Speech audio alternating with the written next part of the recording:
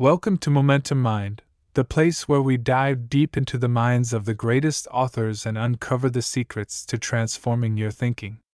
Today, we're exploring a story so gripping it will change the way you see the world. Stay tuned as we retell Mindhunter by John Douglas in a way you've never heard before. Chapter 1: The Quiet Room. The building stood like a tired animal at the edge of the city, its windows dull, its walls breathing in old secrets. Inside, the air smelled of paper, dust, and something colder that never quite left. John walked its halls with the careful steps of a man who listened more than he spoke. His shoes made soft sounds on the floor, and those sounds followed him like questions that refused to rest. He had come to this place believing that order could be taught, that danger could be named and trapped inside rules. He believed that if you studied enough reports, read enough files, listened to enough broken voices, the world would begin to make sense. But the world here did not want to be neat. It wanted to whisper. John's office was small and narrow, filled with folders stacked like thin tombstones. Each folder held a life that had collided with something darker. Faces stared back from black and white images, eyes frozen in moments they never expected to become endings. John did not look away. He trained himself not to. Fear, he believed, fed on avoidance. He had once imagined evil as a loud thing, a screaming thing, something that burst through doors with wild eyes and shaking hands. But the longer he worked, the more he learned how quiet it could be, how polite, how patient. Evil sat across tables and smiled. It waited for invitations. That morning, the walls felt closer than usual. The building hummed softly, like it was thinking. John poured coffee into a chipped mug and barely tasted it. His mind was already elsewhere, walking through places he had never been, seeing through eyes that were not his own. He did not enjoy the skill, but he knew it was necessary. To stop a hunter, you had to think like one. He was called into a meeting room with long windows that looked out on nothing worth seeing. A few chairs were scattered around the table. The people there spoke in careful tones. They talked about patterns, about crimes that felt connected by something unseen. Different places, different victims, but the same cold hand behind them all. John listened. He always listened. As they spoke, images formed in his mind without his permission. Dark rooms, locked doors, a sense of waiting. He felt the familiar tightening in his chest, the sense that he was stepping closer to a line most people never saw. Some lines protected you, others erased you. Later, he drove away from the building as the sky pressed low and gray. The road stretched ahead like a long thought with no ending. He turned off the radio. Silence helped him think. Silence helped him hear the things that tried to hide. He was heading toward a place that most people avoided even in imagination. A place where men lived who had crossed the final boundary and could never return. These men were locked away behind steel and stone, but their minds roamed free. John believed their thoughts held maps. Twisted maps, but maps all the same. The prison rose from the land like a scar. Guards watched him with flat eyes as he passed through gates and doors that closed with heavy final sounds. Each door felt like a statement. Each lock was a reminder that some knowledge came at a cost. Inside, the air changed. It grew thick, heavy with the weight of unspoken things. John carried a notebook, blank pages waiting to be filled. He did not bring fear with him. Fear made noise. He needed quiet. They led him down a corridor where voices echoed and laughter burst without joy. Men shouted words that meant nothing and everything. John kept his gaze forward. He was not here to judge. He was here to understand. The room where he would speak to the man was small. A table bolted to the floor. Chairs facing each other. A window that allowed watching but no help. John sat down and placed his hands on the table. He felt steady. he needed to be. When the door opened, the man entered calmly. Too calmly. His movements were smooth, his face relaxed. He smiled like someone greeting a neighbor. John noted everything. The smile.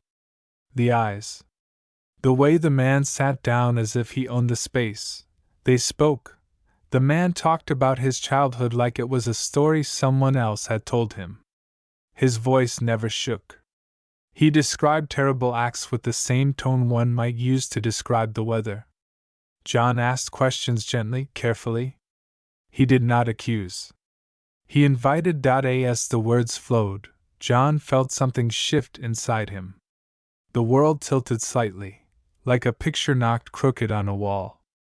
The man was not a monster in the way stories promised. He was human. And that frightened John more than anything else. He realized then that the danger was not just out there, stalking in shadows. It lived inside minds that learned, adapted, improved. Minds that watched the world and took notes. When the interview ended, the man leaned forward and lowered his voice. His eyes sharpened, like a blade catching light.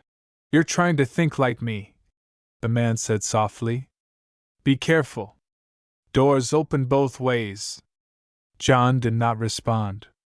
He stood and left the room, but the words followed him down the corridor, through the gates, into the open air. The sky outside felt wider, but not safer. That night, John sat alone in his home. The lights were low. Papers lay spread across the table, but he did not read them.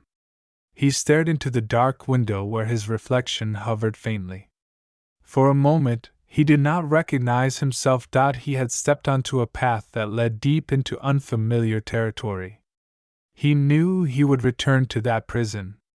He knew he would sit across from more men like that. He knew each conversation would leave a mark. As he turned off the light, a thought surfaced, quiet but sharp. If he learned their language too well, would he still remember how to speak his own? Chapter 2: The Language of Shadows. John woke before dawn, pulled from sleep by thoughts that did not feel like his own. The room was quiet, yet his mind was crowded. Images drifted through him like smoke slipping under a door. Faces without names. Places without light. He lay still, staring at the ceiling, listening to the slow rhythm of his breath until it felt real again. Outside, the city stretched and stirred. John dressed carefully, as if the day required armor. He moved through routine with practiced ease, but something inside him had shifted. The words from the prison lingered like a stain. Doors opened both ways. He had heard warnings before, but this one had teeth. At work, the building felt different. The same walls, the same dull light, yet everything seemed closer, sharper. Conversations echoed longer than they should. John passed colleagues who spoke about cases as puzzles, but he felt the weight behind each piece. These were not games. These were lives unraveled by minds that had learned how to hide. He entered a training room filled with chairs and eager faces. New agents waited, notebooks open, eyes bright with certainty. They believed danger could be recognized by its roar. John stood before them, unsure how to begin. "How do you explain that the worst predators often whisper?" He spoke about behavior. About patterns. About listening not just to what was said, but how it was said. He described criminals who planned, who learned, who refined their methods like craftsmen perfecting a trade. Some of the faces shifted. Confidence cracked slightly. That was good. Cracks let truth in. As he spoke, John felt something strange. The ideas flowed easily, too easily. He was not just teaching them. He was translating a language he had begun to understand. The language of shadows. Later that day, files arrived on his desk, stacked thick and heavy. Each one told a story that felt unfinished. John read slowly, carefully. He noticed details others overlooked. The way scenes were arranged. The patience behind the chaos. These were signatures, not accidents. He began to write words in the margins. Organized. Controlled.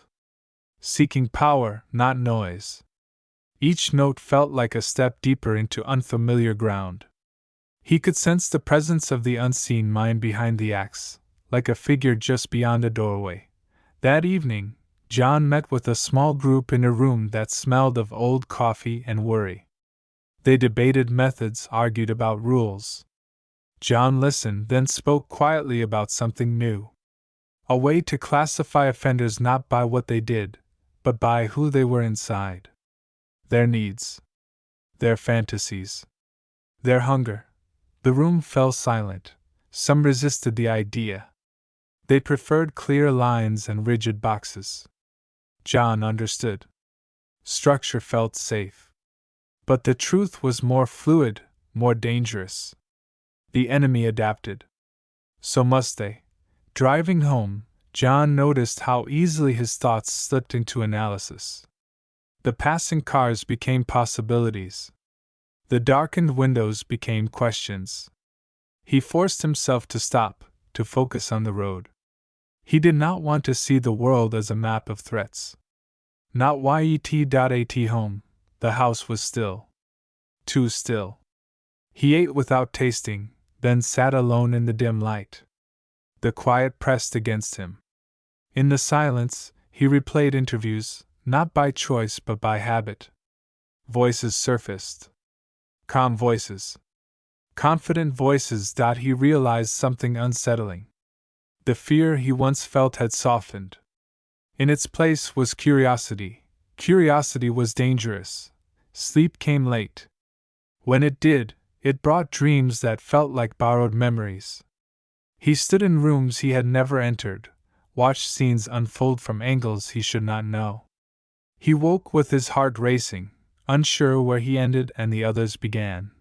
The next morning brought another visit. Another prison. Another man behind glass. This one spoke faster, eyes darting, words spilling like secrets desperate to escape. John guided the conversation gently, steering without force.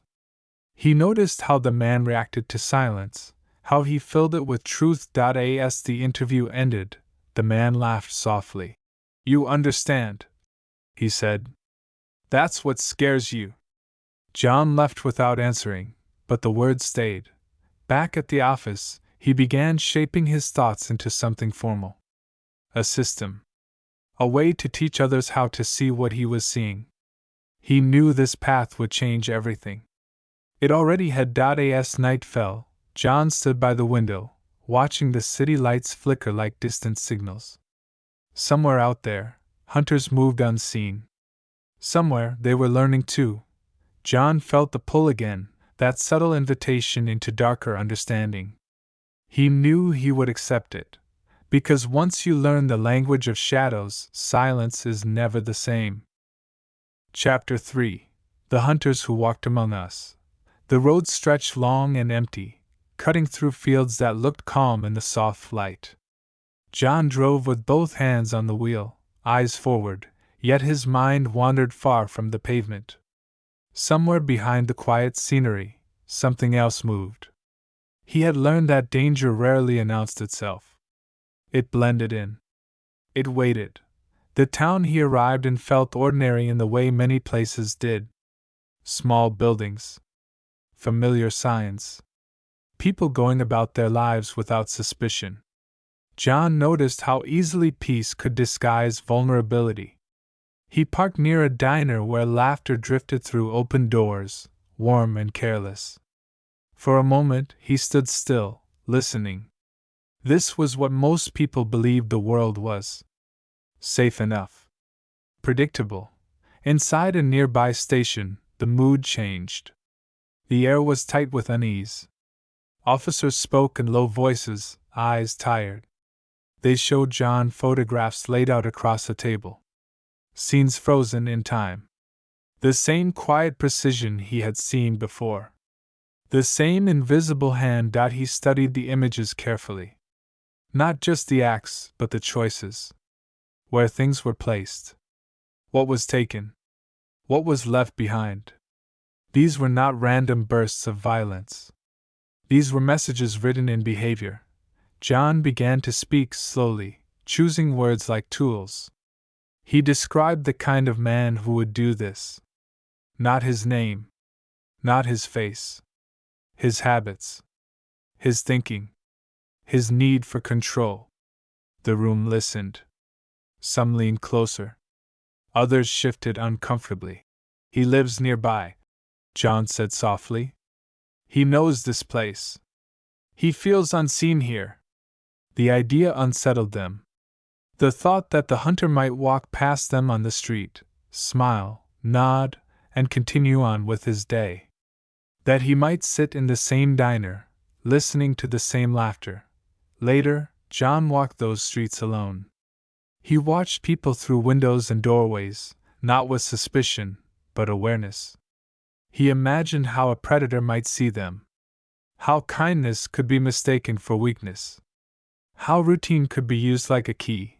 That night, in a small room with thin walls, sleep came reluctantly. Every sound carried weight. A passing car. A door closing somewhere. John lay awake, staring into the dark, thinking about the thin line that separated ordinary men from hunters. How subtle the crossing could be. Morning brought interviews. Conversations with people who had seen nothing, noticed nothing. John listened for cracks in stories, pauses that lingered too long. He paid attention to what people avoided saying. Absence, he had learned, spoke loudly. One man stood out. Not because he said too much, but because he said just enough. His answers were polished, rehearsed. He smiled often. Too often. John felt the familiar tightening in his chest, the quiet alarm that did not ring but hummed. They spoke alone. The man leaned back, relaxed, confident. He talked about the town, about safety, about how terrible the crimes were. His voice carried sympathy, but his eyes stayed distant. Watching. Measuring. John asked gentle questions. Questions that circled, never landed.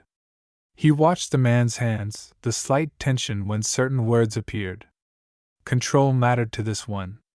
Control and recognition. As the conversation stretched on, something shifted.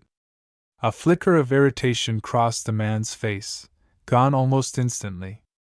But John saw it. He always saw it. The hunter was used to being invisible. Being seen, even partially, unsettled him. John left the room without accusation, without confrontation. That would come later, if it came at all. For now, understanding was enough. Understanding was power. Back at the station, John shared his thoughts carefully. He did not name the man. He described the behavior. He explained the mask. Some nodded. Others hesitated. It was hard to accept that evil could look so calm. As the day ended, news arrived that confirmed his instincts. Evidence surfaced quietly, reluctantly, as if the town itself resisted the truth. The man was taken away without spectacle. No dramatic chase. No confession shouted into the night, just a door closing. John watched from a distance as the car disappeared down the road. Relief spread through the town like a slow breath. People would sleep easier now. They would forget again. John knew better. On the drive back, the sky darkened. Rain began to fall, soft at first, then heavier. The road blurred. John welcomed the focus it demanded. It kept his thoughts from drifting too far inward. But even as he drove, he felt it. The shift inside him. Each case sharpened his vision, but dulled something else. The world was revealing its hidden shapes, and once seen, they could not be unseen. Back home, he stood in the doorway longer than usual before entering. The familiar space felt slightly foreign. He wondered how many hunters passed through rooms like this, unnoticed. How many lives brushed against darkness without realizing it. He sat alone in the quiet, rain tapping against the windows like distant fingers. He knew this work would not end. For every hunter caught, another learned, adapted, improved, and John was learning too. The question that lingered, heavy and unanswered, was how much of himself he would have to give up to keep seeing so clearly. Chapter 4: The Mirror of Minds. The office was quiet, yet the walls seemed to hum with unspoken stories. John sat at his desk, hands resting on a stack of files, but his mind was already elsewhere. He had grown accustomed to the weight of other people's darkness pressing in, but tonight it pressed differently, as if the shadows themselves were leaning closer, curious about him. A knock at the door pulled him back. One of the newer agents entered, fidgeting with a pen, eyes bright but nervous. "Sir, there's a new file," the agent said, sliding it across the table. The paper seemed ordinary, yet John felt the tension radiating from it, like a hidden pulse. He took it, noting the careful handwriting, the faintly obsessive order in the reports. He flipped the first page, and the room shifted around him. The names were unimportant, the details were the real language. Small patterns emerged, things left untouched, things taken in a certain order, small rituals invisible to anyone else.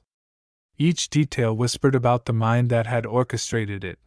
John leaned back in his chair, staring at the ceiling. He had seen these patterns before, yet each new one carried its own signature, its own rhythm. The thrill of understanding mingled with a creeping unease. To know the mind of a predator was to stand at the edge of a mirror, and sometimes the reflection was not entirely your own. He left the office and walked the halls slowly. The fluorescent lights hummed overhead. Shadows stretched long and thin, twisting just beyond normal perception. John had begun noticing things others ignored, the slight hesitation in a colleague's step, the almost imperceptible flinch when certain cases were mentioned. The world had become a place where everything could be read, and almost nothing could be trusted. That evening, he visited the training center where they were testing a new technique, interviewing simulated offenders. Actors had been briefed with profiles, but John knew that the exercise had deeper value. It revealed how minds reacted to control, to suggestion, to curiosity.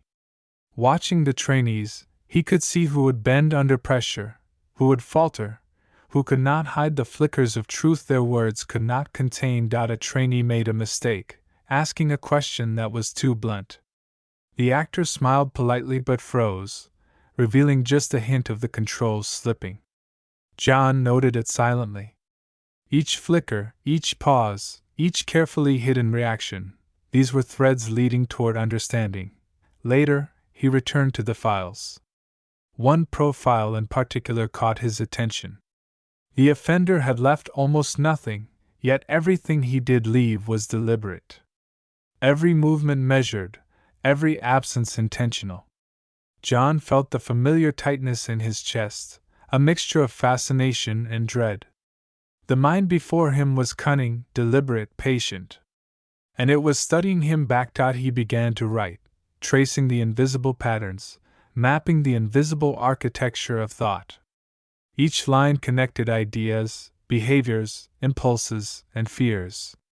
The room grew colder as he worked, or perhaps it was only the attention of the mind he was observing, seeping across the paper, pressing against his thoughts. Night fell, and John finally set the files aside. He walked to the window, staring into the darkened city. The lights below flickered like distant signals. Somewhere, another mind wandered, moving unseen, plotting, calculating. The thought did not startle him anymore. It had become part of the rhythm he lived with, the pulse that guided his work. But sleep did not come easily. When he finally closed his eyes, the lines on the paper reappeared in his mind. Faces he had studied leapt out from shadows, mouths forming words he could not hear, eyes staring just past him, testing him, learning him. The thrill of discovery was entwined with a new question. How much of himself would he see reflected back before the mirror shattered? He awoke suddenly to a sound outside his window. A single, deliberate knock. It was impossible to tell if it was real or a fragment of imagination, yet it left him staring into the dark for long moments. His pulse quickened. The world was quiet, but the quiet was no longer empty. Someone, or something, was watching, and John knew, with a clarity that both thrilled and terrified him, that the lessons he had learned about others' minds would soon be tested on his own. Chapter 5: Echoes in the Dark. The rain had started quietly, a soft drizzle that blurred the edges of the city. John stepped into the night, coat drawn tight against the damp chill. Street lights glimmered in puddles, flickering like distant stars caught in shallow water. Every step echoed softly on wet pavement, and he felt the familiar thrill of moving through a world that was both ordinary and dangerous at once. He was headed to a small, nondescript building at the edge of town. Inside, the walls were lined with steel doors and barred windows, the faint hum of fluorescent lights vibrating through the concrete. This was a place where some of the most dangerous minds in the country waited, quietly, as if suspended in time. John had been here many times before, yet every visit carried a new tension, a new weight pressing down on him. They led him down a narrow corridor, voices echoing faintly off the walls. John's eyes swept the doors, noting the subtle differences in locks, hinges, and spacing. Details mattered. They always mattered. They whispered secrets to those who knew how to listen. In a small room, one of the prisoners awaited. A man with sharp eyes and calm movements, like a predator perfectly aware of his own control. John sat opposite him, notebook open, pen poised. There was no judgment here. Only observation. Only understanding. Only a careful exchange of words that would reveal the mind behind the mask. The man spoke first, his voice smooth, deliberate. He told stories that seemed innocuous at first, memories of childhood, of streets and houses, of games and routines. But John listened to what was not said, to the spaces between the words, the hesitation in the voice. Every omission, every carefully placed detail, carried meaning. As the conversation deepened, the air in the room thickened. John felt the faint pull of something dangerous, a subtle test of his attention and patience. The man smiled at times, lightly, casually, but there was a sharpness behind the smile, a reminder that he was always calculating, always learning. "You study us," the man said suddenly, leaning forward. "You try to see what we see. But sometimes the mirror shows more than you intend." John nodded slowly, writing as he listened. The words were not threats, yet they carried weight. He knew the truth in them. Understanding these minds required entering them, walking through corridors of thought where the walls shifted with every step. The session ended, but the sense of being tested lingered. John walked back through the corridors, the hum of the lights growing louder in his mind. Somewhere in the distance, doors closed with heavy finality, leaving echoes that seemed to follow him. Back at home, the quiet was almost unbearable. John sat at his desk, reviewing notes, trying to untangle the patterns he had witnessed. Each case added layers to the map of behavior he was creating, yet each new insight brought more questions than answers. Understanding was a double-edged sword. It illuminated, but it also revealed dangers he could not ignore. Sleep came fitfully. In dreams, the faces of those he had studied appeared, moving through familiar streets as if unseen. Their eyes watched him, measured him, learning him in turn. He awoke with the feeling that the night had not ended, that the shadows he had entered while awake were now pressing against him in sleep.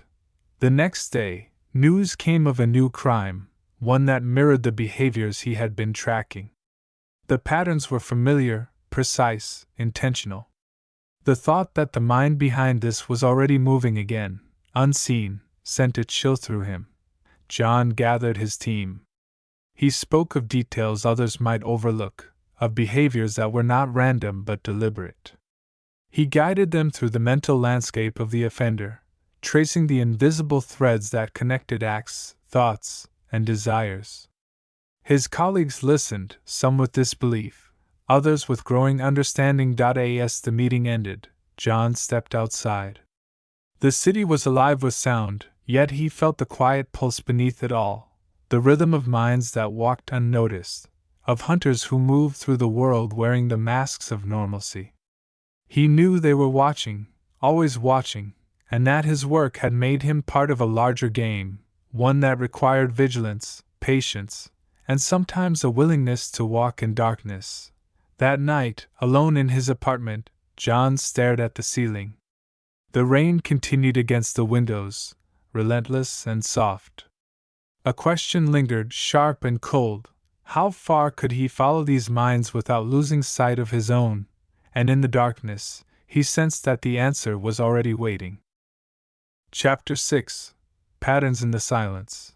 The city slept uneasily under a thick blanket of fog. Streetlights bled their weak yellow glow into the mist, creating halos that swayed with every passing car. John moved through the streets with his coat collar raised, notebook in hand, observing details that most people ignored, the way a shadow lingered longer than it should, the slight hesitation in a passerby's step, the careful avoidance of eye contact. Patterns were everywhere. You just had to see them. He arrived at a nondescript apartment building, its brickwork faded and cracked. Inside, the stairwell smelled faintly of damp wood and old cleaning supplies. John's boots echoed softly as he climbed to the third floor, each step a rhythm that matched the pulse of his thoughts.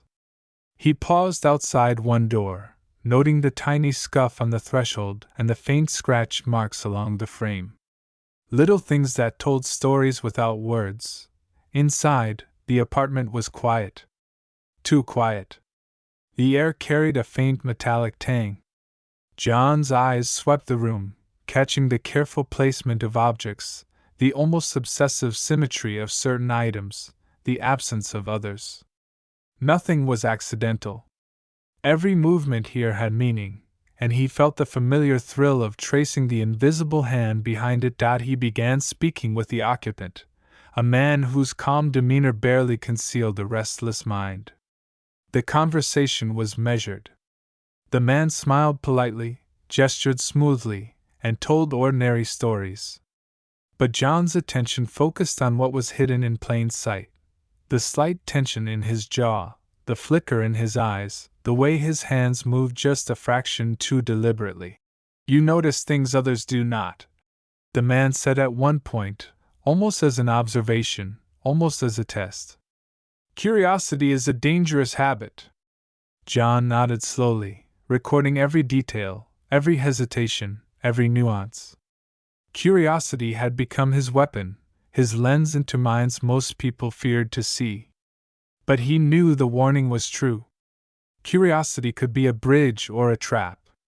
Once you walked across it, there was no going back. As the interview ended, John left the apartment with more questions than answers. He retraced his steps down the stairwell, noting again the marks on the walls, the lingering smell, the faint echoes of movement. The building seemed alive in a subtle, almost imperceptible way, as if it remembered every footstep and gesture. Back at his office, the files awaited. Each one a frozen puzzle, each one a window into a mind that had walked beyond the bounds of morality. John began to map connections, tracing behaviors, habits, and patterns. Some were obvious, some hidden like secrets buried under layers of normalcy. The more he saw, the more he realized that the world was full of these hidden architects of chaos.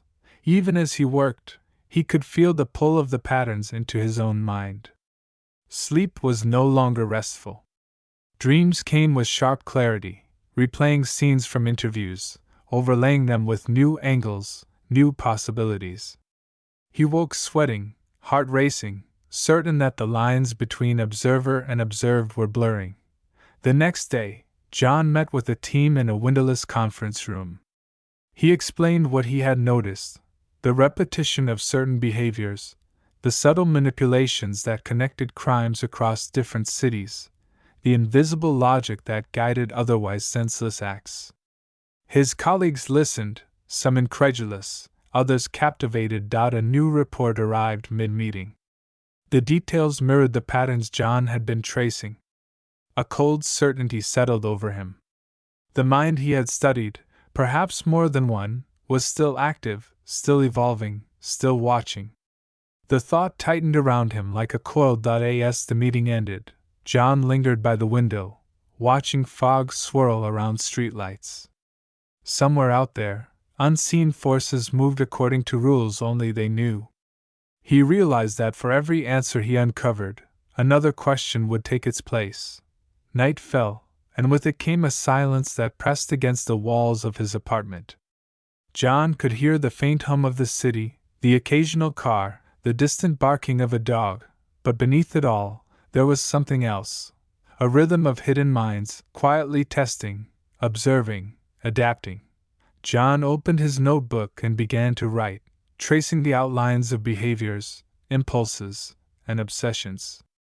Every mark on the page was a step deeper into understanding, and a reminder that the path he was walking was dangerous.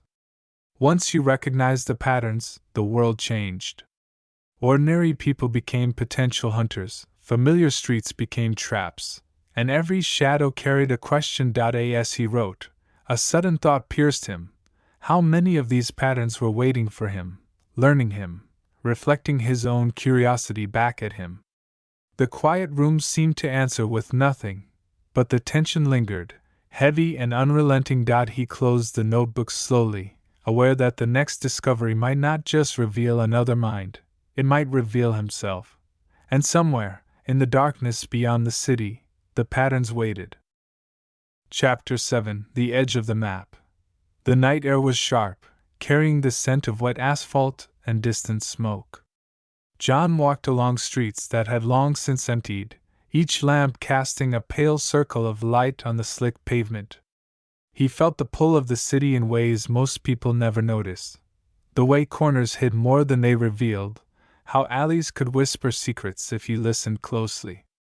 Patterns were everywhere, but the most dangerous ones moved unseen, shifting like shadows at the edge of perception. He arrived at a remote part of town, where the buildings leaned slightly, tired from years of neglect. Windows glimmered faintly with interior lights, but the streets were quiet. John paused, notebook in hand, observing details that might mean nothing, or everything. A scuff on the pavement. A discarded item carefully placed. The world was alive with subtle messages, and he had learned to read them. Inside a low, brick building, a meeting awaited. This one was different from the prisons and interviews he had known. The men here were not yet captured, not yet contained. They moved freely, invisible hunters in plain sight. John was here not to confront but to observe, to see the structure of their minds and the rhythm of their thinking. The room smelled faintly of coffee and fear. Chairs were arranged in a circle, but the circle was imperfect, each seat positioned with subtle calculation. John noted the spacing, the way each person held themselves, the small gestures they made while speaking. Every motion, every hesitation, every micro-expression was a thread in the invisible web he was mapping. A man spoke first, voice calm, confident. His stories were ordinary on the surface, jobs, streets, casual encounters, but beneath the surface, John traced the rhythm of control. The man chose each word, each pause, with care. He shaped his reality and invited others to follow, unknowingly revealing himself in the process. John asked questions softly, gently, like a painter adding strokes to a careful sketch. He was learning how these minds moved, how they thought, how they tested boundaries without alerting the world. The answers were revealing, not because of what was said, but because of what was withheld. The silence was the loudest part of the conversation. As the session continued, John felt the familiar tension coil inside him. He was at the edge of something dangerous, something alive. The minds he studied were not just patterns, they were forces that could adapt, learn, and challenge even the observer. And he realized that in order to understand them, he had to follow them to the edge of the map, where rules blurred and the terrain was unknown. When the meeting ended, John stepped into the night. The streets seemed darker now, the fog thicker, pressing against the edges of vision. Every corner felt like a question, every shadow like a test. He walked slowly, deliberately, aware that the hunters were never far, even if invisible. Back at his apartment, the quiet pressed in. He reviewed notes, traced behaviors, connected patterns. Each connection brought clarity and unease. The more he understood, the more he saw how these minds could slip between walls, move across cities, strike without warning. Understanding brought insight, yes, but also danger. He lay awake for hours, listening to the city. Sirens sounded in the distance, doors slammed somewhere far away, and yet beneath it all was a pulse he had learned to recognize, the rhythm of minds like his, minds that watched, calculated, and learned. The line between observer and hunted was thinner than he wanted to admit. In the darkness, he thought of the edges he had crossed, the prisons, the interviews, the quiet streets of ordinary towns. Each step had brought him closer to understanding, but closer to himself as well. The question lingered: how far could he follow the hunters before he became part of the map himself? And just as he drifted toward restless sleep, a faint knock echoed through his apartment door. Slow. Deliberate. Testing. John's heart tightened. Somewhere out there, the edge of the map was shifting, and he was no longer just observing. He was being observed. Chapter 8: The Silent Observer. Morning arrived like a half-forgotten warning. The sky was pale, almost colorless, and the city seemed to exhale a slow, reluctant breath. John walked to the office, notebook under his arm, eyes scanning details that others would dismiss. A cracked sidewalk, a faded sign, a handprint on a door handle, all whispers of stories that only he could read. The world around him felt alive, watching, calculating. Inside the building, the familiar hum of fluorescent lights filled the hallways. Colleagues moved past with their routines, unaware of the invisible threads that connected the crimes John studied. He did not resent their ignorance. In fact, it was necessary. Most could not carry the weight he carried. Most would be broken by the sights, the words, the echoes he followed. A stack of new reports awaited him. He flipped through them, tracing patterns with careful attention. The acts were brutal, methodical, almost ritualistic. Yet beneath the surface of the crimes, John saw a rhythm, a logic only visible to those who knew how to observe. Every choice, every absence, every signature told a story. Not of what was done, but of who had done it. Later, he met with a team in a conference room that smelled faintly of old coffee and anxiety. They crowded around tables, speaking in clipped tones about evidence, timelines, and probabilities. John listened, piecing together fragments of behavior, tracing invisible lines between events that seemed disconnected. Patterns emerged, subtle yet undeniable. He described them carefully, quietly, pointing out the small details others overlooked: the choice of location, the timing of acts, the minor deviations from expectation. The team grew silent, some faces tightening with the realization that what they had assumed was random was anything but. John could see the shift, the moment when disbelief transformed into understanding. The meeting ended, but John did not leave. He stayed behind, flipping through photos, making notes, tracing behaviors in ways that no one else could.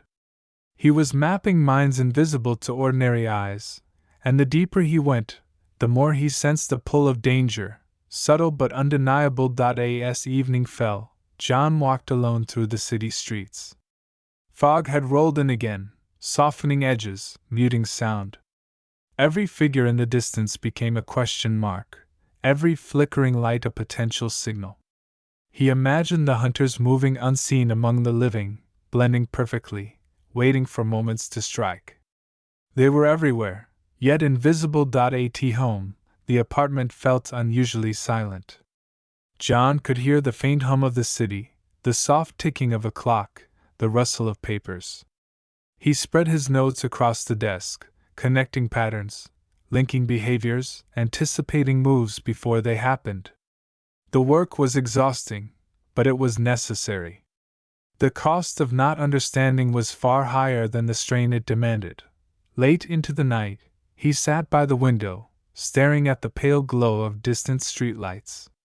Somewhere, a mind like the ones he had studied was moving, calculating, learning. The thought did not scare him, it sharpened him. He had become a silent observer, a mirror to the hunters, tracing their shadows without being seen. Then he noticed something unusual, a figure, barely visible, lingering in the fog across the street. John froze, every instinct alert. The figure did not move like a pedestrian, did not cross the street or disappear around corners. It seemed to be watching, measuring, testing. John did not speak, did not move. He simply observed, the way he had taught himself to observe countless times before. The figure remained for a long moment, then slipped into the mist, vanishing as quietly as it had appeared. A cold realization settled over him. The hunters were not just out there. Sometimes they were closer than he thought. Sometimes they were watching him, and for the first time in a long while, John felt the weight of being observed. Chapter 9. Whispers Behind the Glass. The building loomed like a fortress, silent except for the faint echo of shoes on concrete. John stood outside, feeling the weight of its presence pressing against the sky. Inside, corridors stretched like veins, carrying voices, footsteps, and secrets. He had walked these halls many times, yet each visit felt different. Each visit was a step deeper into minds he could never truly escape. He was led through locked doors and security checkpoints, each one clicking shut with a finality that echoed in his chest. Beyond them waited men whose thoughts had no limits, whose reasoning was twisted into patterns he could only trace by careful attention. They were monsters, yet terrifyingly human, and John had to remember that to understand them, he had to step into their world without losing himself. The first man he met sat quietly, hands folded on the table, eyes sharp, calculating. He smiled, small and precise, as if every gesture were rehearsed. John returned the smile with a calm nod, pen poised, notebook open. Conversation began slowly, words exchanged like measured moves in a game neither wanted to admit they were playing. The man spoke of ordinary things first, streets, jobs, neighbors, but John listened for the cracks beneath the veneer. Each hesitation, each carefully placed word, revealed more than the man realized. He leaned slightly forward, voice calm, almost conversational, yet every answer was a test. John recognized it immediately, the mind of a predator evaluating the observer. "You think you can see us," the man said softly, leaning back. "But seeing is not understanding. You follow patterns, yes, but sometimes the pattern follows you." John did not flinch. He wrote, observed, noted the subtle tension in the man's shoulders, the almost imperceptible shift of eyes. He knew the warning was more than words. It was a reflection, a mirror held up to him without his permission. The conversation deepened. They spoke of control, of observation, of how small acts could wield enormous power. John asked questions, gentle but precise, designed to uncover patterns without provoking defense. He felt the push and pull of the dialogue, the invisible dance between two minds that sought to understand, to measure, to anticipate. When the session ended, John stood, closing his notebook slowly. He felt the weight of eyes on him, not just the man's, but the presence of all the minds he had studied. They lingered like shadows behind glass, observing him even as he observed them. The doors closed behind him, heavy and deliberate, but their influence remained. Walking down the corridor, John passed cell after cell, each one a small universe of obsession and control. He saw the glint of a key, the faint scrape of a chair, the subtle rhythm of a man pacing. Everything was significant if you knew how to listen. He felt the familiar thrill of connection, tracing patterns, mapping minds, stepping closer to understanding. Outside, the night was heavy and still. Rain-slick streets reflected pale streetlights, making the city seem like a mirror of the prison he had just left. John paused, thinking about the warning, the echo of the words spoken behind glass. Sometimes the pattern follows you. Back at home, he reviewed his notes. Each scribble, each observation, each small revelation felt like a thread in a web he was only beginning to understand. He sensed movement beyond his perception, subtle hints that his work was being watched, measured, challenged. As sleep approached, the apartment seemed quieter than usual, yet the silence carried attention. Every shadow appeared more deliberate, every sound more meaningful. He could feel the echo of the minds he had encountered pressing against his own thoughts. And somewhere, in the distance beyond glass and steel, a pattern waited, patient and silent, ready to test him in ways he had yet to imagine. The night pressed in. John's eyes stayed open longer than usual. Somewhere, the hunters whispered. And they were listening. Chapter 10. The Weight of Understanding. The morning air was thin and sharp, carrying the faint tang of wet stone and smoke from distant chimneys. John moved through it with deliberate steps, notebook tucked under his arm, mind already turning over fragments of what he had seen the night before.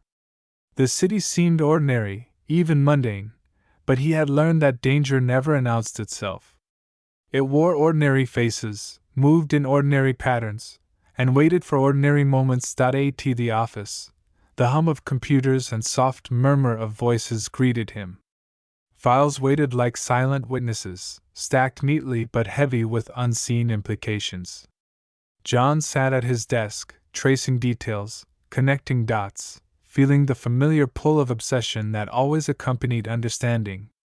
Knowledge was power, but understanding carried weight, heavier than most could bear. A new case arrived, a series of acts that, at first glance, seemed disconnected. Locations scattered, victims different, timings inconsistent. Yet John saw the invisible threads almost immediately. A pattern emerged, subtle but undeniable. The choices made were deliberate, the absences meaningful, the small rituals repeated. He traced them in his notebook, mapping a mind that had already moved ahead of him. Later, he gathered his team in the training room.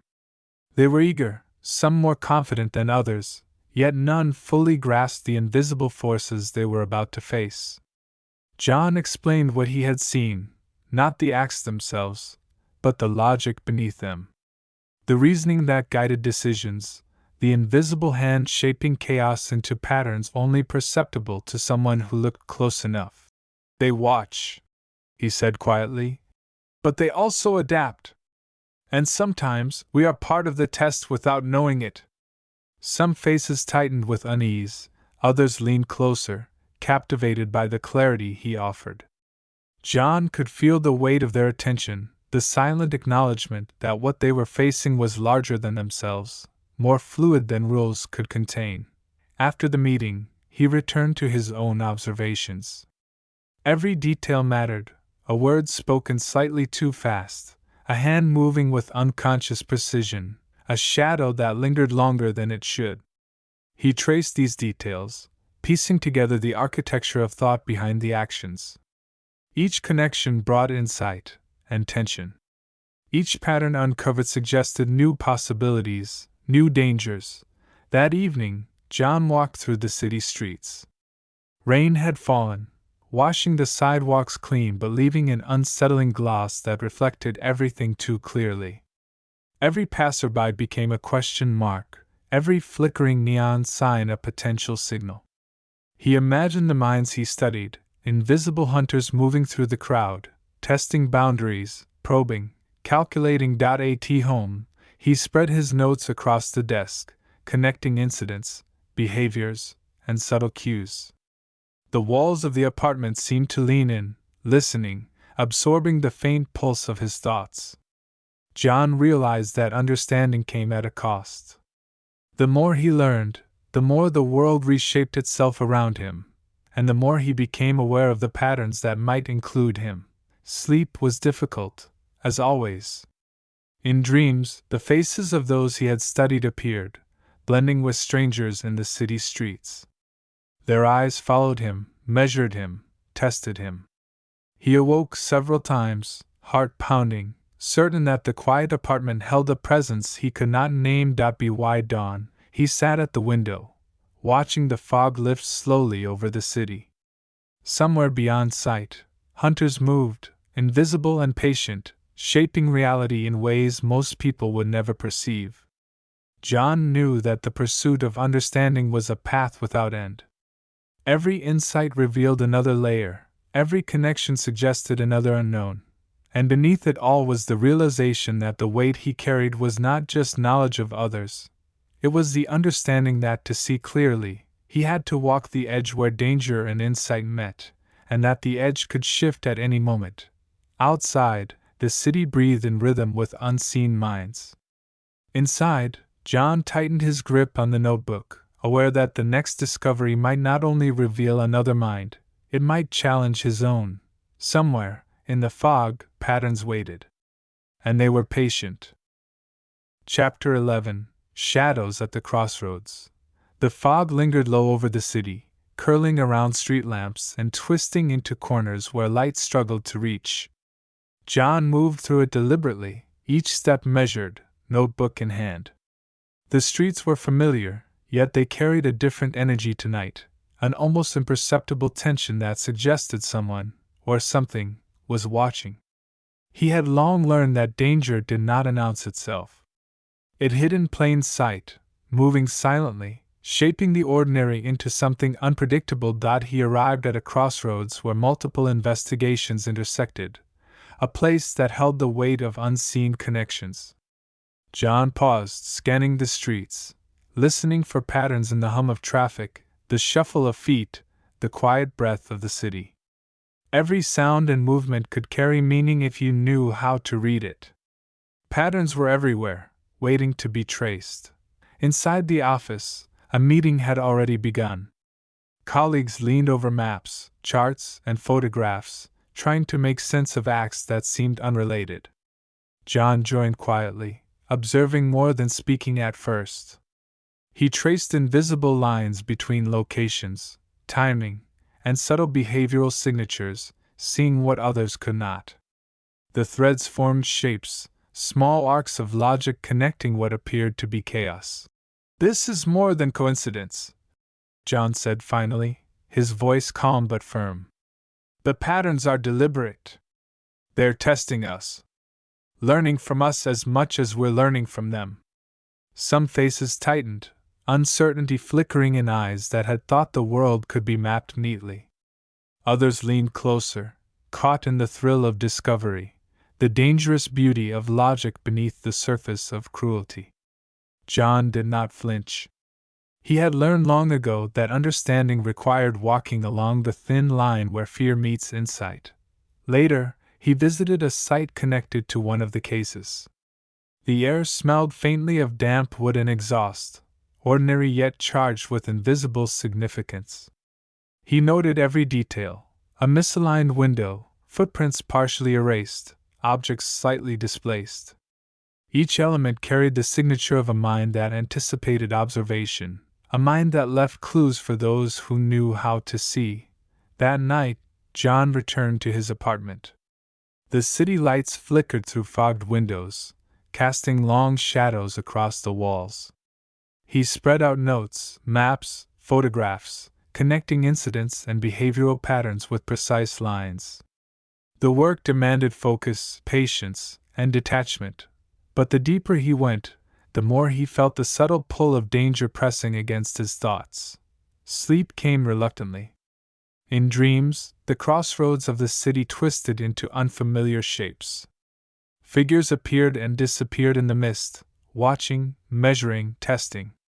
John walked among them, tracing patterns, feeling the quiet thrill of insight mixed with the sharp edge of unease.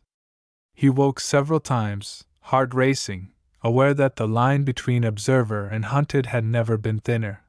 The next day brought more reports, each one echoing familiar behaviors with slight variations. John traced the nuances carefully, seeing how the mind behind them evolved, adapted, and learned from the world's response. Each case was a conversation, a silent game played across time and distance. Understanding it required patience, attention, and a willingness to step closer to danger than most could bear. By evening, John returned to the crossroads of the city, the streets now deserted, fog curling like smoke around lampposts. He paused, listening to the rhythm of the world, the faint shuffle of footsteps, the distant hum of engines, the whisper of wind across cracked pavement. Somewhere, unseen, a mind moved with deliberate purpose, testing boundaries, learning from observation. John understood that the work was no longer just about patterns on paper. It was about walking among the shadows, tracing their logic, and confronting the uncomfortable truth that sometimes those who hunt are watching the hunters in turn.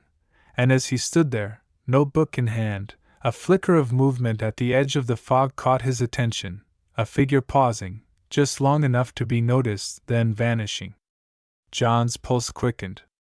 Somewhere, the pattern was shifting, and he was right in the middle of it. Chapter 12. Shadows at the Crossroads. The fog lingered low over the city, curling around street lamps and twisting into corners where light struggled to reach. John moved through it deliberately, each step measured, notebook in hand. The streets were familiar, yet they carried a different energy tonight, an almost imperceptible tension that suggested someone, or something, was watching. He had long learned that danger did not announce itself. It hid in plain sight, moving silently, shaping the ordinary into something unpredictable. He arrived at a crossroads where multiple investigations intersected, a place that held the weight of unseen connections. John paused, scanning the streets, listening for patterns in the hum of traffic, the shuffle of feet, the quiet breath of the city. Every sound and movement could carry meaning if you knew how to read it. Patterns were everywhere, waiting to be traced. Inside the office, a meeting had already begun. Colleagues leaned over maps, charts, and photographs, trying to make sense of acts that seemed unrelated. John joined quietly, observing more than speaking at first. He traced invisible lines between locations, timing, and subtle behavioral signatures, seeing what others could not. The threads formed shapes, small arcs of logic connecting what appeared to be chaos. "This is more than coincidence," John said finally, his voice calm but firm. "The patterns are deliberate. They're testing us, learning from us as much as we're learning from them." Some faces tightened, uncertainty flickering in eyes that had thought the world could be mapped neatly. Others leaned closer, caught in the thrill of discovery, the dangerous beauty of logic beneath the surface of cruelty. John did not flinch. He had learned long ago that understanding required walking along the thin line where fear meets insight. Later, he visited a site connected to one of the cases. The air smelled faintly of damp wood and exhaust, ordinary yet charged with invisible significance. He noted every detail: a misaligned window, footprints partially erased, objects slightly displaced. Each element carried the signature of a mind that anticipated observation, a mind that left clues for those who knew how to see. That night, John returned to his apartment. The city lights flickered through fogged windows, casting long shadows across the walls. He spread out notes, maps, photographs, connecting incidents and behavioral patterns with precise lines. The work demanded focus, patience, and detachment, but the deeper he went, the more he felt the subtle pull of danger pressing against his thoughts. Sleep came reluctantly. In dreams, the crossroads of the city twisted into unfamiliar shapes. Figures appeared and disappeared in the mist, watching, measuring, testing. John walked among them, tracing patterns, feeling the quiet thrill of insight mixed with the sharp edge of unease. He woke several times, heart racing, aware that the line between observer and hunted had never been thinner. The next day brought more reports, each one echoing familiar behaviors with slight variations. John traced the nuances carefully, seeing how the mind behind them evolved, adapted, and learned from the world's response. Each case was a conversation, a silent game played across time and distance. Understanding it required patience, attention, and a willingness to step closer to danger than most could bear. By evening, John returned to the crossroads of the city, the streets now deserted, fog curling like smoke around lampposts. He paused, listening to the rhythm of the world, the faint shuffle of footsteps, the distant hum of engines, the whisper of wind across cracked pavement. Somewhere, unseen, a mind moved with deliberate purpose, testing boundaries, learning from observation. John understood that the work was no longer just about patterns on paper. It was about walking among the shadows, tracing their logic, and confronting the uncomfortable truth that sometimes those who hunt are watching the hunters in turn. And as he stood there, notebook in hand, a flicker of movement at the edge of the fog caught his attention, a figure pausing, just long enough to be noticed, then vanishing. John's pulse quickened. Somewhere, the pattern was shifting, and he was right in the middle of it. If you enjoyed this retelling, imagine what we can uncover in the next one. Which audiobook should we explore next? Comment below your pick. Don't forget to like this video, subscribe to Momentum Mind, and hit the bell so you never miss a story that can transform your mindset.